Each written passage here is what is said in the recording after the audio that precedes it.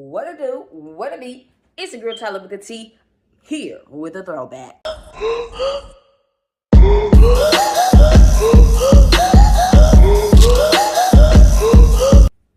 Welcome to Throwback TTV with your girl Tyler with the T. Be sure to subscribe to that main channel. I got to know what we are here to do. Degrassi, Next Generations, Hot Takes. Me being me, we gonna twist it up a little bit. Alright, starting at number 1. Going big or going home here. If you're new here, if you're true here, what up, what to do. But if you're new here, I don't pull no punches. I don't sugarcoat shit. This is T, Throwback T. I am Tyler. She's me. What I give y'all, what y'all gonna get. Period. Reminder, subscribe to the channel. Kicking it off with a bang, we got the Rick Murray debate. Now, people going back and forth with who was responsible. There's a side talking about the school's responsible for letting him back in after what he did to Terry. There's a debate talking about Rick is 100% responsible. He was controlling his actions. And then there's the people that are blaming the bullies for pushing Rick to do his actions. When I say the bullies, I mean Spinner, Drake, and Ashley and them. Okay? They bullied him after what happened to Terry. I'm going to give y'all my take on all three of these sides, but for some reason, nobody is pointing where the finger word is pointed to. Rick's parents, okay? But we're going to get into that. So, when it comes to the bullies being the problem, yes, nobody should be bullied. Everybody should feel safe at school. But the school is the problem for me with that one. If y'all wanted him to feel safe, maybe don't send him back to a place where he's not the person unconscious. The school, I agree, they should 110% not have allowed him back into the school. It was not safe for him, obviously. And second off, there's no rules or regulations to a person knocking another student unconscious. Y'all just let him back in. That should be an expulsion. So, of course, I'm going to say that the administration of the school sucked because it always sucked. But who sent him to this school? His parents did. His parents, me being a meek, squeak little housewife, and an abusive, psychotic father. They not only made him that way, but they sent him out into the world with it. They made him that way, so they're not going to get him help. They sent him to Degrassi again after what he did to Terry. And everything's supposed to be fine because this boy has no consequences. So when it really blows up in everybody's face, everybody's going to point the finger when to begin with. He comes from a shitty home. He comes from a shitty environment. This is a learned behavior. Child Protective Services should have did their job and removed Rick a long time ago. But since they didn't, Rick's parents take full blame for me. Period. On to number 2. Emma and Spinner ended up married. Okay. So, people are for it. People are here for it. They loving it. I totally 100% disagree. I understand that Sean and Emma weren't going to be by the end. They were just a cute first love type of deal, right? Spinner could have been with anybody. Spinner could have been with anybody, not Emma. They've known each other their whole lives. They were barely friends in the beginning. No.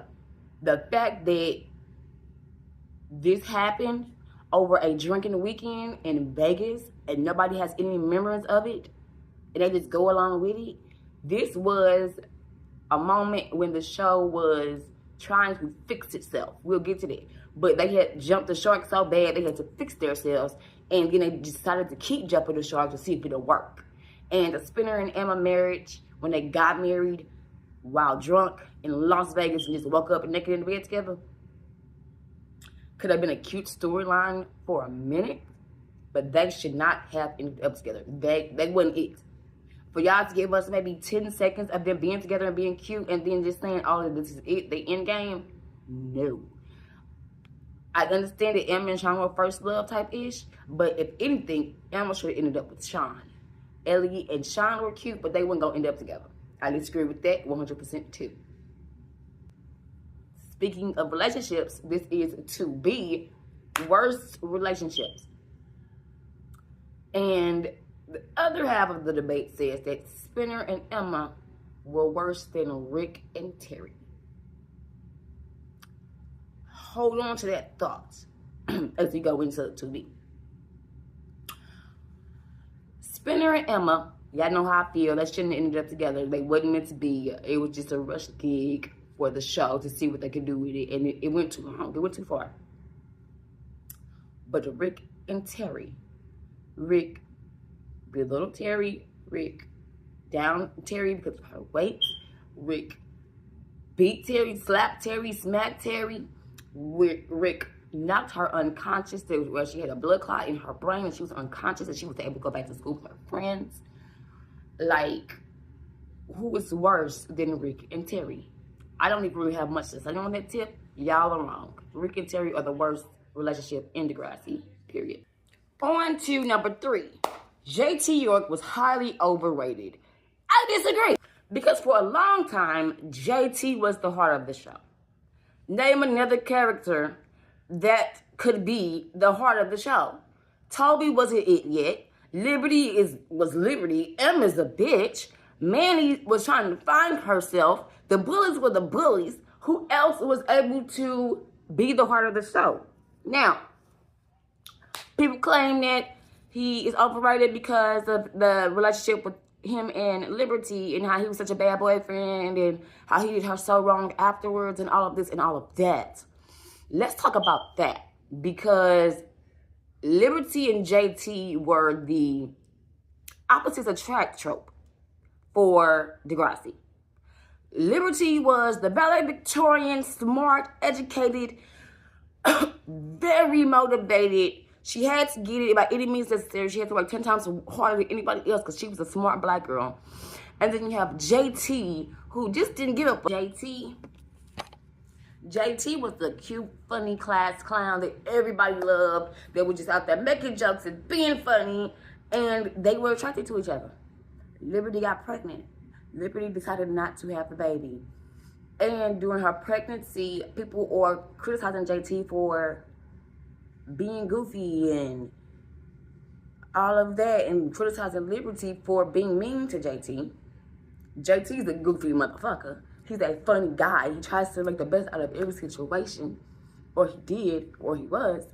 And Liberty is very strict, very disciplined, very this. So when they started the relationship right when they were about to graduate. She was going for class valedictorian. She was working.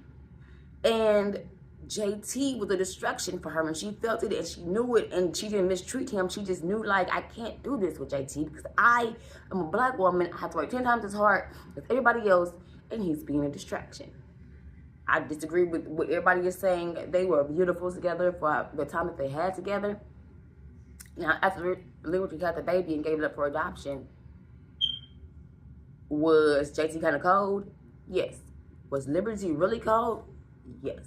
But as teenagers, they handled the situation best they could. Period. And JT York is not overrated. JT York's death was the end of the show for me. Which takes us into number 4. When Degrassi jumped the shark. People are cool with it. People say that the best seasons are season 7 through 11. I disagree. For me, the show went downhill extremely hard when JT died. When JT died and they decided to bring his killers over from Lakehurst to Degrassi, and they just decided to introduce this whole new cast of kids just like that, who didn't really have any storyline, were just there to be the bullies and to say that they killed JT. Like, for me, after the OG children graduated and JT had his memorial, I was done. I was done because y'all wasn't giving me anything else. Like, Mia was cool. Mia's storyline was good, but nobody else really had a storyline. Nobody else really added to the story for anything. So, I have to say that Degrassi, The Next Generation, jumped the shark and, for me, ended the show. Threw it down the toilet when JT died, and they decided to do what they did with it.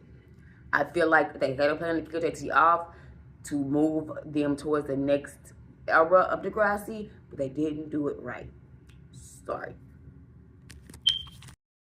Last but not least, let me know if y'all want a part 2 to the video. We have the Emma and Manny debate. Who was worse, Emma or Manny? If you ask me, this is a no-brainer. If you ask me, Emma was the biggest villain in the earlier seasons, and Manny was just trying to find herself. Manny was a mirrorer. Anything she saw somebody do that she thought was cute or cool, she would do it. Manny rarely had any real thoughts until later on, but Emma was a total judgmental, horrible bitch to everybody, not just Manny. Manny stuck with her stank ass. Manny stuck with her stank ass out of everybody, through everything. Even when she betrayed Manny, even when she went and got with the man that sexually assaulted her best friend, when she called her a slut, when she down-talked her for helping her abortion, like, she was never there for Manny. Manny went through so much shit. And every time it was Emma's chance to be there for her friend, she did nothing but judge her. She did nothing but put her down.